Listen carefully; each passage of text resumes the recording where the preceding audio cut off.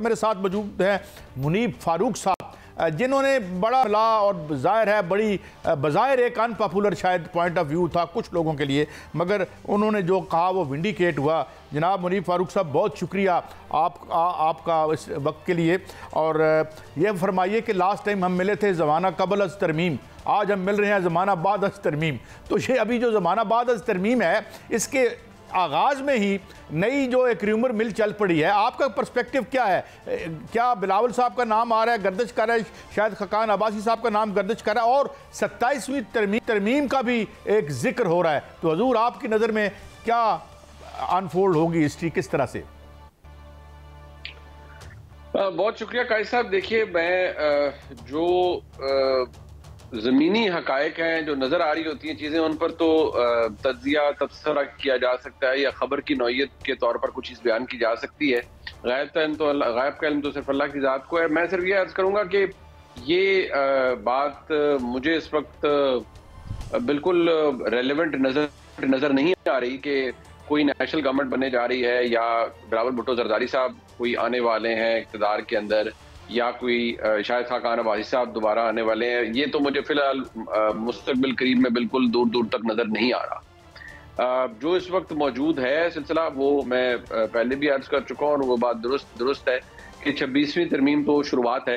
ये तो phase wise काम डिसाइड किया गया था कि अब इसको फेज़ वाइज किया जाएगा। सो फेज़ वाइज इसे शुरू कर दिया गया, ये पहला काम था। अब इसके बाद चंद मज़ीद काम किए जाएंगे जो जिनमें तशनगी रह गई है, जो काम नहीं मुकम्मल हुए और इस ख्याल से नहीं हुए कि चीज़ें शायद वो बहुत भारी था। अच्छा, और ये जरा रोशनी फरमा दीजिएगा कि कौन से इलाके तशना रह गए हैं इस ज़िमन में, क्या आप कुछ रोशनी डाल सकेंगे? देखिए, गुजारिश ये है कि मुझे लगता है और कुछ चीज़ों के वाज़े इशारे भी नज़र आते हैं कि किबला जनाब मौलाना फजल रहमान साहब जब वो कुछ चीज़ों को कह रहे थे कि ये काला नाग है और ये काले नाग के हमने दांत तोड़ दिए, तो मैं कुछ बातों को जब आप देखते हैं अपने सामने या बहसियत एक सहाफ़ी के, तो आपको अंदाज़ा होता है कि कुछ सोच किस तरह की है। तो ये काला नाग, इसको थोड़ी देर के लिए उन्होंने इधर उधर ज़रूर कर दिया होगा, लेकिन वो काला नाग अपने आबोताब के साथ, मैं अब उसी टर्मिनोलॉजी में बात कर रहा हूँ, वो वापस आएगा और वो इरादा रखता है कि वो अपनी तरमीम को मंजूर करवाएगा, जिसके अंदर बहुत सी चीजें जो रह गई हैं। ऑन अ सीरियस नोट मैं अर्ज करूंगा कि वो शायद मुनीब साहब, वो मुसवदा जो कि 15 सितंबर को पेश होना था, वही मुसवदा दोबारा जो है वो सामने आएगा और 27वीं तरमीम के सूरत में आएगा। देखिए, मैं इसमें मियां साहब ये अर्ज करूंगा कि उसमें जो मिलिट्री कोर्ट्स वाला मामला है वो आ सकता है, और कुछ चीज़ें जो फर्दर जिनकी शिफ्टिंग होनी है कॉन्स्टिट्यूशनल कोर्ट्स के हवाले से। कॉन्स्टिट्यूशनल कोर्ट तो ना हुआ, बेंच बन गया, और बेंच भी बड़ा वाइड स्प्रेड अथॉरिटी के साथ बना है। वर्चुअली आपकी जो जुडिशल अपॉइंटमेंट्स हैं वो अब बिल्कुल पार्लियामेंट्री ओवरसाइट के नीचे आ गई हैं। इवन जुडिशल कमीशन के अंदर बड़ा एक मेजर फुटप्रिंट नज़र आएगा आपको पार्लियामान के मेंबरान का। सो ये एक चीज़ है, और बहुत सी चीज़ें हैं जो जिनके बारे में बड़ी तशवीश थी निज़ाम के अंदर, और मतलब मौलाना साहब ने भी काफ़ी बड़ा स्ट्रॉन्ग एक्सेप्शन दी, क्योंकि अब एज वी स्पीक इस वक्त जितने भी फैसले हुए हैं जिनकी रिव्यू पेंडिंग है, वो इस तरमीम के बाद they stand transferred. This is part of the constitution. मैं ये अपनी रीडिंग नहीं कर रहा, कॉन्स्टिट्यूशन में लिखा हुआ है कि 184 के अंदर जितने भी मुकदमात के रिव्यू पेंडिंग हैं वो ऑलरेडी अब बेंचेस के पास चले जाएंगे, कॉन्स्टिट्यूशनल बेंच के पास, जो कि जुडिशल कमीशन बनाएगा, जिसके अंदर पार्लियामान के मेंबरान की एक बड़ी तादाद होगी, यानी 4 मेंबर्स तो वहाँ पे भी होंगे, और बाय मेजॉरिटी वो डिसाइड करेंगे। मुनीब साहब, सबसे पहली जो अपॉइंटमेंट होगी वो तो चीफ जस्टिस की होगी, और आज स्पीकर ने खत लिख दिया है और इसमें यह भी है कि मुतनासिब नुमाइंदगी के तहत होगी। तो इसका मतलब है कि हुकूमत के पास 8 नंबर और अपोजिशन के पास 4 नंबर होंगे। तो सर, कौन से फेवरेट हैं चीफ जस्टिस आपको नज़र आ रहे हैं कि मोस्ट फेवरेट कौन है? क्योंकि 3 जो नाम हैं, justice Mansoor Ali Shah, justice Muneeb Akhtar, justice Yahya Afridi, ये 3 बड़े नाम हैं जो पहले नाम हैं सीनियर मोस्ट। तो इनमें से कौन से फेवरेट लगते हैं आपको सर? देखिए, ये जो प्रोपोर्शनेट वाला बात है, ये इस तरह से नहीं है। बेसिकली उसमें एक चीज़ जो आप अगर उसका मुताला करें, जो आर्टिकल 175A है, उसके अंदर जो स्पेशल पार्लियामेंट्री कमेटी बनाई गई है, उसमें लफ्ज़ अपोजिशन और गवर्नमेंट नहीं लिखा हुआ, उसमें लिखा हुआ है पार्लियामेंट्री पार्टीज। सो पार्लियामेंट्री पार्टीज तो फिर कोई भी हो सकती हैं, वो तो फिर सारों से उन्होंने नाम मांग लिए हैं। अब 12 मेंबरान हैं, 8 MNAs, 4 सेनेटर साहिबान। अब उसके अंदर ये नहीं लिखा कि जी ये इतने ऑपोजिशन से या इतने, वो कहते नहीं पार्लियामेंट्री पार्टीज क्यों। तो गवर्नमेंट के साथ तो एलाइज भी है ना, तो गवर्नमेंट और वहां पर उनको चाहिए 2/3 मेजॉरिटी, यानी कि कम से कम 12 में से 8 मेंबरान अगर एक नाम पर मुत्तफिक होंगे तो वो नाम फिर प्राइम मिनिस्टर को भिजवा दिया जाएगा, जो कि फिर अपनी एडवाइस प्रेसिडेंट को भिजवाएंगे नोटिफिकेशन के लिए।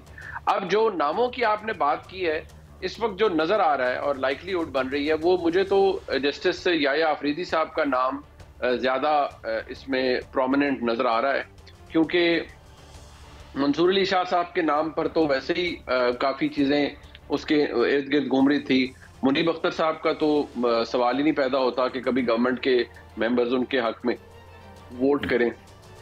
सो मुझे याया अफरीदी साहब ही नजर आते हैं जो। सर ये बड़ी खबर है, आप वकील भी हैं माशाल्लाह, कानून को बड़ी अच्छी तरह जानते हैं। अगर डेडलॉक पैदा हो जाता है तो फिर क्या होगा? 3 दिन है, 3 दिन के बाद क्या ऑटोमेटिक जो सीनियर मोस्ट हैं वो चीफ जस्टिस बन जाएंगे या कोई और प्रोसेस होगा?